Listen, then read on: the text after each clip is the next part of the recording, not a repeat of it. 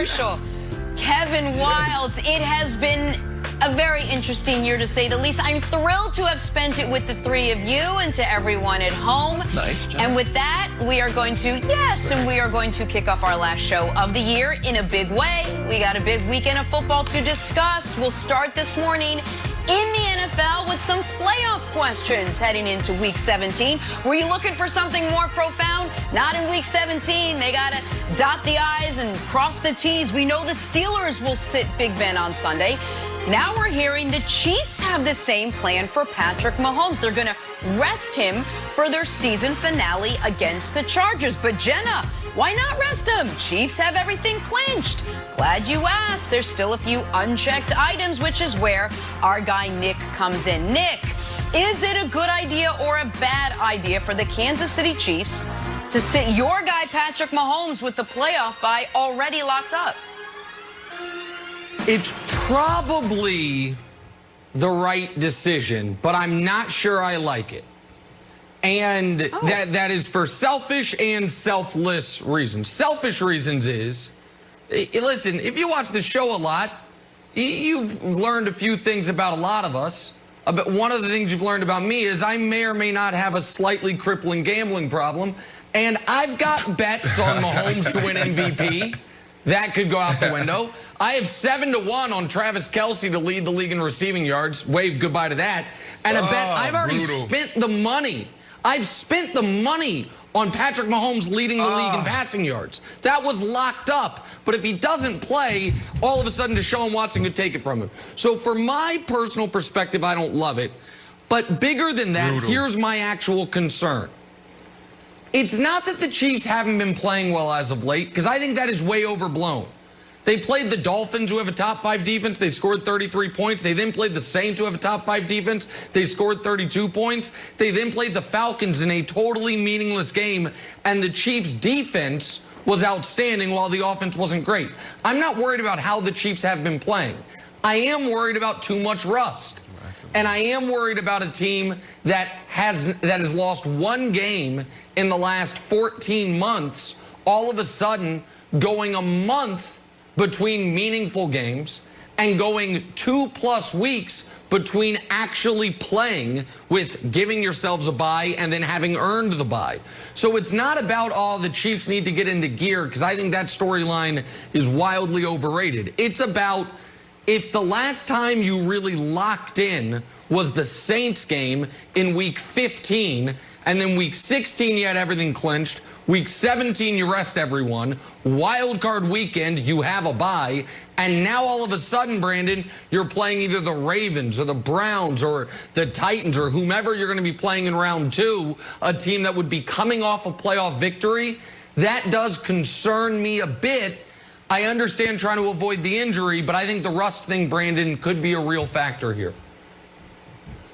Yeah, Nick, look, there's a few things here that we need to talk about. I think it's a good idea, first and foremost. And the reason why, these guys have been running high since the Super Bowl. You got to think about what you just said, Jenna. 2020 been an interesting year. No, it's been a tough year for probably 99% of the people in the world.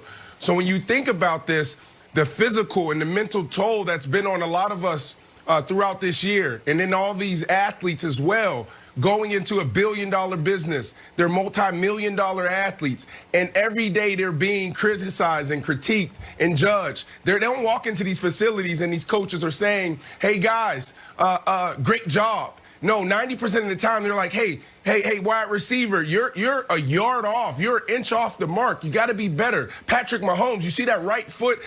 If you do this a little differently, the ball will come out a little better. So it's a high-pressured environment. So I would say for the Kansas City Chiefs, this is the perfect thing for them. Now you're giving Patrick Mahomes, the most deadliest quarterback, the most deadliest player in the NFL, a time to just relax and take a deep breath. I think this is a really good thing for them.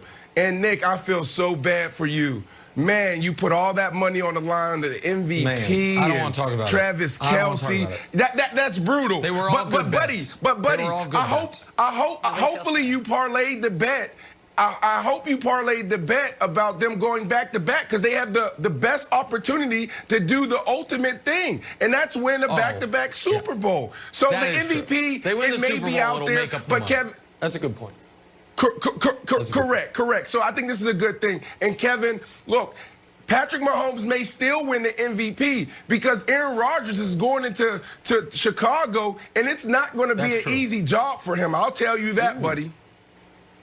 I'm still giving Patrick Mahomes my MVP vote. Now, you might say, Wilds, you don't have an MVP vote.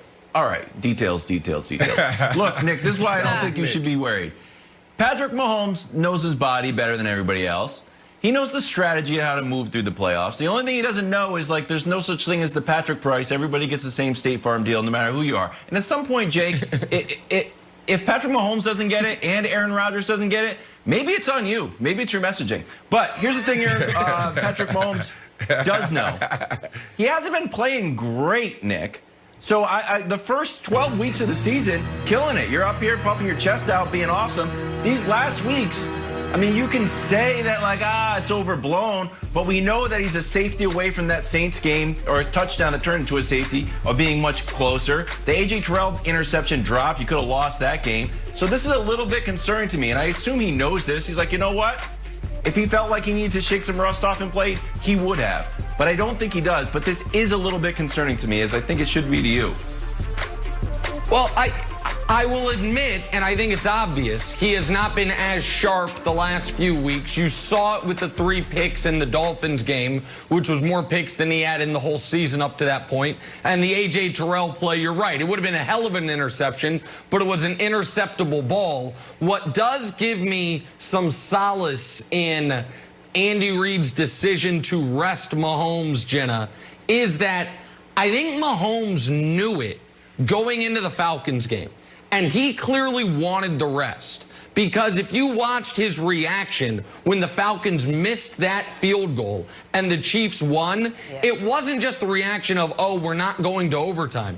I think it was, okay, our regular season is complete now. I think he went into that game knowing, if we win this game, I'm not going to have to play Week 17. And if his #1 goal was to get to the playoffs healthy, then he did accomplish that by winning that Falcons game, which, by the way, after the A.J. Terrell near pick, there was not a near touchdown, but an actual touchdown, a game-winning pass, 30 yards out to win the game by the guy who should be the MVP. That actually is how that game is. All right, so what do we know here? We know Nick has lost money, especially if Mahomes doesn't go with 17. And we know the Chiefs are still the favorites to win the Super Bowl once again. Bills, the Bucks, and the Seahawks. Brandon, quickly here, who you picking to win it all, Chiefs or the field?